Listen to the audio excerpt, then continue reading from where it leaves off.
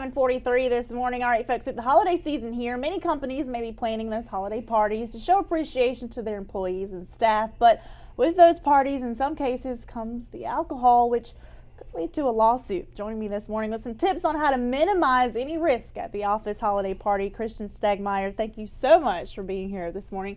Giving us some legal advice here. It really can be a time of year where people mean to be having a great time, but it can take a turn for the worse. That's exactly right. It can be the point in time. It can be the best of times. Yeah. It can be the worst of times. The one thing we want to stress to folks, it's kind of a two-part analysis.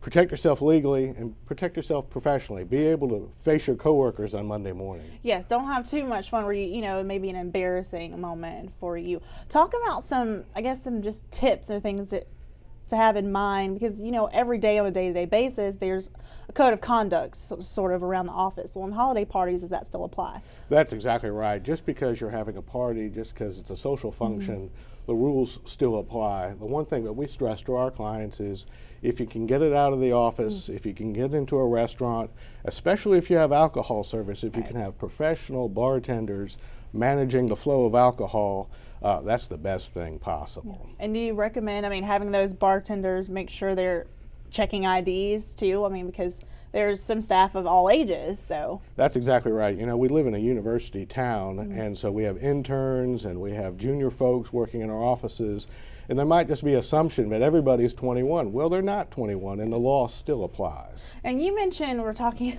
earlier, I think a good tip is no mistletoe.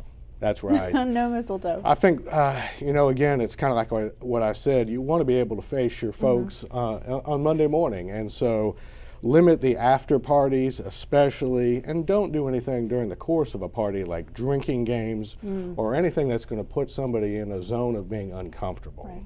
Now, are companies aware of these things? Do you think companies try to not have these on site to prevent things like this from happening? Well, I think the reality of all the litigation that's gone on in years past, whether people want it or not, they're living up to the reality of the fact that HR still applies in the party setting, and I think the really good companies are adhering to those things. Definitely. Thank you so much, Christian, for coming in with these tips. And of course, we'll get them to midlandsconnect.com, how to avoid those holiday hazards this season, folks. Play it safe and have fun.